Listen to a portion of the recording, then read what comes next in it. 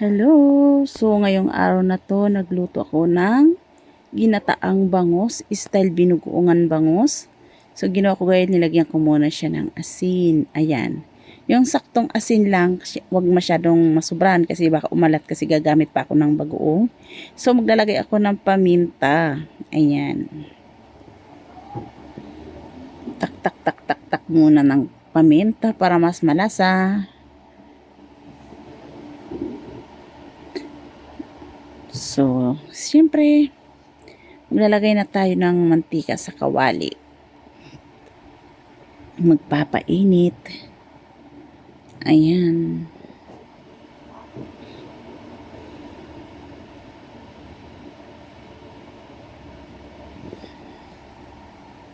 Yan, prito na natin guys.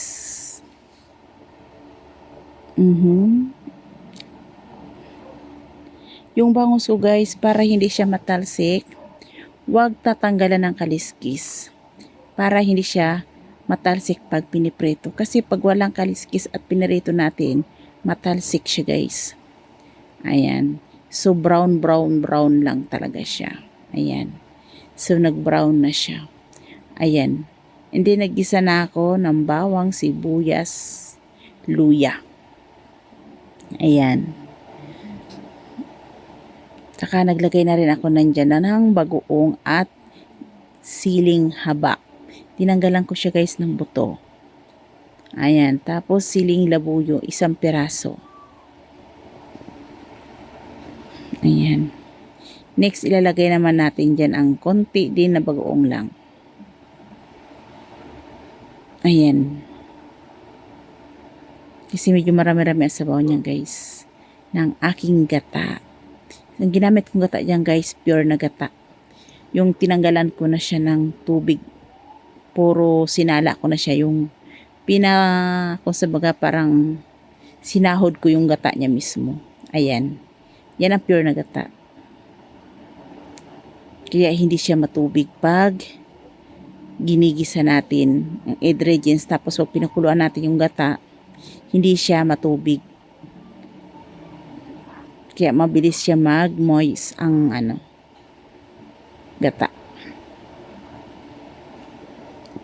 Pakuluin lang natin, tapos ilalagay natin ang ating pritong bangus.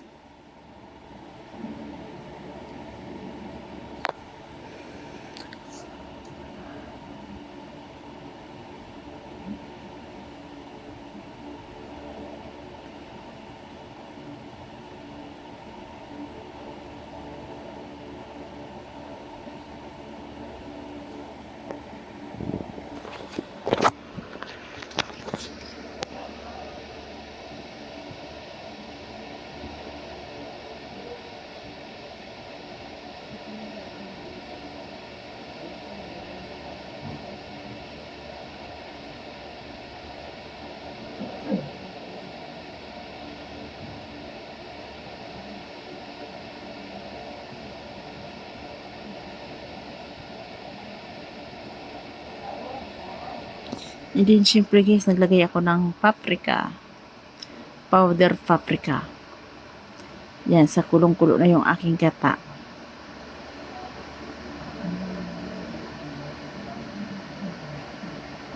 Nilagay na natin ang konting bitchin. Paminta.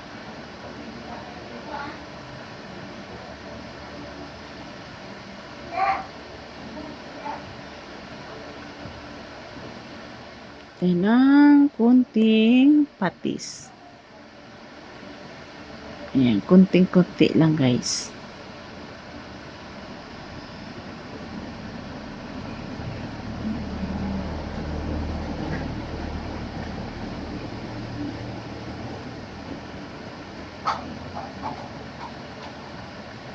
Ayan na, nilagay na natin guys. So, ayan guys, luto na yan talaga. Ayan. So, nasa ilalim yung pinaka, niya, yung mga sili, mga sibuyas, napailalim siya guys. Ayan.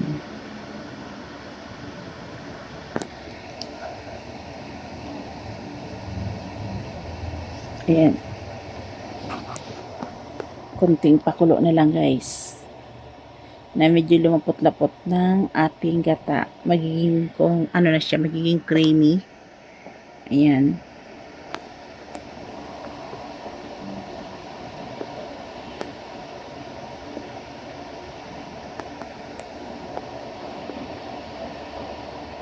Ayan guys, creamy na. Ayan, lutong-luto na yan guys. Ayan, ready to eat. Please subscribe, like,